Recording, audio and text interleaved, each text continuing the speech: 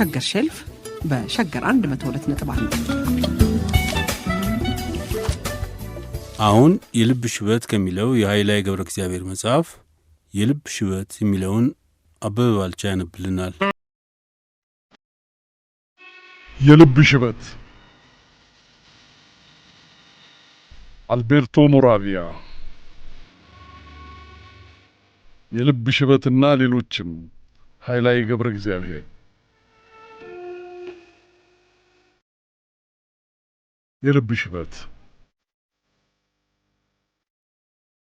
ሴቶችን የማሽኮርመምና ትኩረታቸውን አንተ ላይ እንዲያደርጉ የማድረግ ልማድ ካለህ ግን ደግሞ እንደዚህ የምታደርግበት እድሜ ያለፈው መሆኑንና ሴቶቹ አንተን እንደ አባት ከዛ ባስ ብሎም እንዳያት መመልከት መጀመራቸውን ለመገንዘብ ይከብዳል። ምክንያቱም አንድ ሽማግሌ በተለይ በመካከለኛ እድሜ የሚገኝና ጤነኛ ወንድ ማንም ሰው ከሚያየው ውጫዊ ራስ ሌላ የውስጥ ራስ አለው። በውጫዊ ራሱ የተሸበሸበ ቆዳ፣ ግራጫ ጸጉር፣ የበለዙ ጥርሶች፣ የደበዘዙ አይኖች ያሉት ሲሆን በውስጣዊው ራሱ ግን በተቃራኒው ልክ ወጣት በነበረበት ጊዜ የቆየ እጅብ ያለ ጥቁር ጸጉር፣ ለስላሳ ፊት፣ ነጫጭ ጥርሶችና ጥርት ያሉ የሚያበሩ አይኖች ያሉት ነው የሚመስለው። ሴቶችን በመጎምጀት የሚመለከተውም ያንን ራሱን ከነሱ እኩል አድርጎ የሚያስብ የውስጥ ራስ ነው። መርዶ ግን ሴቶች የሚያዩት ያው ውጫዊውን ራስ መሆኑ ነው። ይሄ የወፍ ማስፈራሪያ የሚመስል ሽማግሌ ደግሞ ምን ፈልገው ነው የሚያፈጥብኝ? አቴን ሊያክል ምንም እንዳልቀረው አይታወቀው ይላሉ። እናም ለ30 ዓመታት በጸጉር አስተካካይነት ስሰራበት የነበረው ሳሎን የተሻሻለው በዚያው ዓመት ነበር። መስታወቶቹና ማጠቢያ ሳህኖቹ ተቀየሩ። ግድግዳዎቹና ቁም ሳጥኖቹ ቀለም ተቀቡ። እናም ደግሞ ባለቤቱ ሌላ ሰራተኛ የጥፍር አቆራረጥና ንጽህና ባለሙያ እንድትጨምር አደረገ። ኢዮል ነበር የምትባለው። ከባለቤቱ ሌላ ጸጉር ቤት ውስጥ 3 ነበርን። የ25 ዓመት ዕድሜ ያለውና ፖሊስ የነበረው ከባድና ኮስታራው አማቶ፣ አጭሩ፣ ወፍራሙ፣ መላጣውና በ5 ዓመት የሚበልጠኝ ጁሴፔና እኔ። ወንዶች ብቻ ስንሆን ሴት ወደ አካባቢ ስትመጣ ሁል ጊዜ እንደምናደርገው እኔ ቀድሜ ኢዮልን ትክ ብዬ መመልከቴን ተያያዝኩት። ማራኪ ልታይ የምትል ጥሩ ቁመናና ጸጉር ያላትና የማስታወቂያ ካርዶች ላይ የምናያቸው ቆንጆ ሴቶች የምትመስል የምላት አይነት ነበረች። በእርግጥ እንደሱ አይነት ሚሊዮኖች አሉ። ግን እዚህ ላይ መረሳት የሌለበት ነገር አለ። እኔም እንዲሁ ለመጎረር ፈልጌ ሳይሆን እውነቱም ቆንጆ የምባል ነኝ። መጠነኛ ርዝመት ያለኝ ቀጭን ነኝ። ጠንካራውና ደብዘዝ ያለው ፊቴ ደስ የሚል ገጽታ እንዳለው ሴቶች መስክረውለታል። አይኖቼም ደማቅ ናቸው። ቀለል ያለ ቡናማ ጥርት ያለ ልስስና ቶሎ የሚበተን አላናዝሬና የሚቆረጠው እንደ እሳት ነበልባል ባንዴ ወደ ላይ የሚቆምና ግማሽ ጉንጮቼ ድረስ የሚሸፍን ሪዝ ያለበት ጸጉር አለኝ። ከሁሉም በላይ ሁሌም ዘናጭ ነኝ። ከጸጉር ቤት ስወጣ በስነ ስርዓት ነው የምለብሰው። ክራቫቴና የእግር ሹራቦቼ እንዲሁም መሀረቤ ሁሉም የሚገጥሙ ናቸው። በሱቁ ውስጥ የቀዶ ጥገና ሐኪም የሚያስመስለኝ ጋውን ለብሳለሁ። በእነዚህ መለያዎቼ ከሴቶች ጋር መወዳጀቱ ሲሳካልኝ ማየቱ የሚደንቅ አይደለም። እናም ይህን ስኬት የማሰብ ሁኔታ የማይለወጥ ስለሆነብኝ አንዲት ሴት ስትማርከኝ በአትኩሮትና እልፍ አድናቆትን በሚቸር አስተያየት የመመልከት ልምድ አደረብኝ። ከዚያም ለረዥም ጊዜ ትክ ብዬ ተመልክቼ ከቀረብኳት በኋላ ፍሬው እንደ በሰለ ስገምት አይኖቼን ልኬ ፍሬውን መቅጠፍ እንዳለብኝ ይረዳለሁ።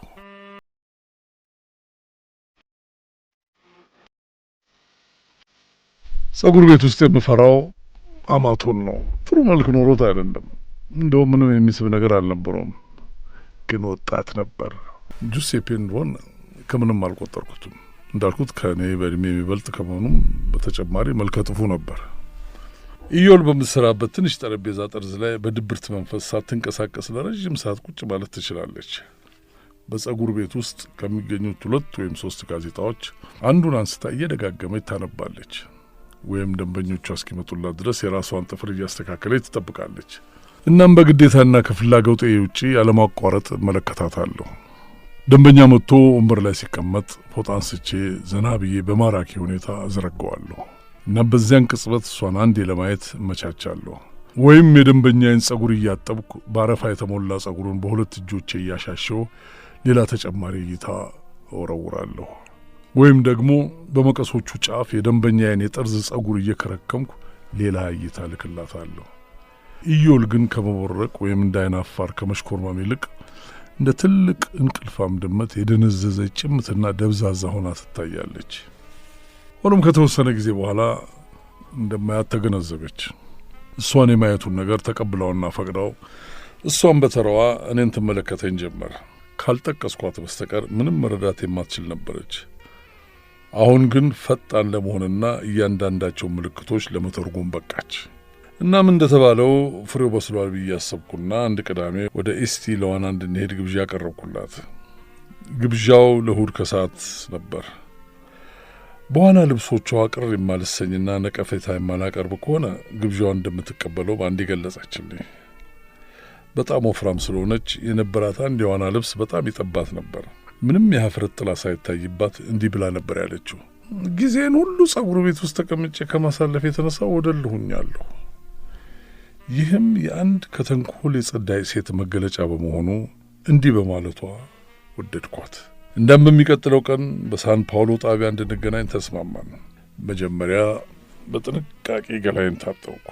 ጺሜን ተላጨሁና በትንሹ የታልክም ቅባት ጉንጮቼን ቀባኋቸው። ትንሽ የፎረፎር ቅንጣት ቢኖር እንኳን ለማስወገድ ጸጉሬን በስስ ሚዶ አበጠርኩት።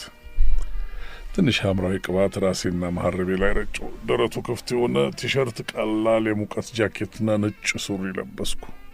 ኢዮል ሰዓት አክባሪ ነበረች። ልክ 8 ሰዓት ሲሆን በሚንሸራሸሩ ሰዎች ጭንቅንቅ መሃል ወደ እኔ ስትመጣ አየኋት። ሙሉ በሙሉ ነጭ መልበሷ የበለጠ አጭርና ግዙፍ አስመስሏታል። ግን እንደ ወትሮዋ ወጣትና ቆንጆ ነበረች። ምን አይነት ጭንቅንቅ ነው አለች ሰላምታ እንደሰጠች። እንዲህ ቆምን እንዳንውል ስጋት አድሮብኛል። በተፈጥሮዬ የመካከለኛ ዘመን ልዑላንን ደንብ የማከብር ስለሆንኩ መቀመጫ እንደምፈልግላት ነገርኳት። እሷም እኔ እንድፈልግላት ጠብቃ ነበር። ይሁን እንጂ ባቡሩ ወደ ጣቢያው ወዲያውኑ ስለመጣ የተደራጀ የፈረሰኛ ስብስብ ይመስል ጭንቅንቁ ባሰ። ሰዎች እርስ በርሳቸው ይጠራራሉ። እኔም ወደፊት ወደ ባቡሩ ተወርውሬ በሩ ላይ ተንጠላጠልኩና ራሴን ከትርምሱ መሃል ከፍ አደረግኩ። ከዚያ እየተንፏቀቅኩ ወደ ባቡሩ መግቢያ ጫፍ ደረስኩ። አንድ ፊቱ ብዙም የማይስብ ወጣት ገፍትሮ ሊያልፈኝ ሲሞክር እኔም ደህና አድርጌ ገፍቼው ከፊቱ አለፍኩ። እሱም በእጁ ሲስበኝ በክርኔ ጎኑን ጎሸም አድርጌው ራሴን ነጻ በማድረግ ወደ ክፍሉ ዘለቅኩ። ግን ከዚያ ወጣት ስታገል ጊዜ በመግደሌ ክፍሉ ሞልቶ ነበረ። አንድ መቀመጫ ብቻ ነበር ያለው። ወደ መቀመጫው ተጣደፍኩ፣ እሱም እንዲሁ። እናም በተመሳሳይ ቅጽበት ማለት ይቻላል ወንበር ለመያዝ እኔ የዋና ልብሴን ጣልኩ፣ እሱም ጃኬቱን አስቀመጠበት። ቀጥለን ፊት ለፊት ተፋጠጥን። እኔ ነኝ መጀመሪያ ያዝኩት አልኩት። ማን ነው ያለህ? አሁን እኔ ነኝ ብዬ ጃኬቴን ከፊቱ ለጠፍኩለት። በዚህ ጊዜ ኢዮል መታ ያለምንም አመንታት ተቀመጠችና አመሰግናለሁ ሉጂ አለች። ወጣቱን ጃኬቱን አንስቶ ትንሽ አመነታና ኢዮልን ሊያስነሳት እንደማይችል ተገንዝቦ ጮክ ብሎ ጅላጅል ሽማግሌ ብሎኝ ሄደ። ባቡሩ ወዲያውኑ ተንቀሳቀሰ። እኔም ሽቦ ላይ ተንጠላጥዬ ከኢዮል አጠገብ ቆሜ ቀረሁ። ሆኖም ጉጉቴ ባንዴ ተነነ። ተመልሼ ወደ ቤቴ መሄድ አሰኘኝ። እነዚያ ጅላጅል ሽማግሌ የሚሉ ቃላቶች ናቸው የነበረኝ ምኞት ቦርቡሮ ያጠፉት። እነዚህ የወጣቱ ልጅ መራር ቃላቶች ሁለት ትርጉም ከኋላቸው እንዳዘሉ አሰላሰልኩ። ጅላጅል የሚለው የስድቡ ክፍል ምንም የሚያስከፋ ነገር አልነበረውም። ያው ሊያበሳጨኝ ፈልጎ ነው ጅል ያለኝ። ሽማግሌ የሚለውን ሁለተኛውን ቃል ግን የማይክዱት ችላ ብሎ ሊያልፉት የማይችሉት መራር ሀቅ ነበር። 50 ዓመት እንደሚሞላኝ በመገመት ነው እንደዛ ያለኝ። ምን አይነት ደደብ ልጅ ነው ማለት ይችል ነበር። ለሱም እንዲሁም ለማንኛውም ሰው ለኢዮል ጭምር እኔ ሽማግሌ አልነበርኩም። ኢዮል እንደ ብልጥ እያሰበችኝ፣ እሱ እንደ ጅል ቢቆጥረኝ ምንም ልዩነት አያመጣም። ምናልባትም ወንበሩን ለኢዮል መስጠት አስፈላጊ ሊሆን ይችላል። በመጨረሻ ወጣቱ ልጅ እድሜን አክብሮ ለእኔ ሊለቅልኝም አስቦ ሊሆን ይችላል። ይህንንም በአንድ ከኢዮል ፊት ለፊት በተቀመጠ ምን አይነት ባለጌ ልጅ ነው፣ ሌላ ቢቀር እንኳን እድሜን አክብሮ ሊተውልህ ይገባ ነበር ባለው ሰውዬ ሽማግሌነቴ ተረጋግጧል። ቅዝቃዜ ተሰማኝ። ግራ ተጋባሁ።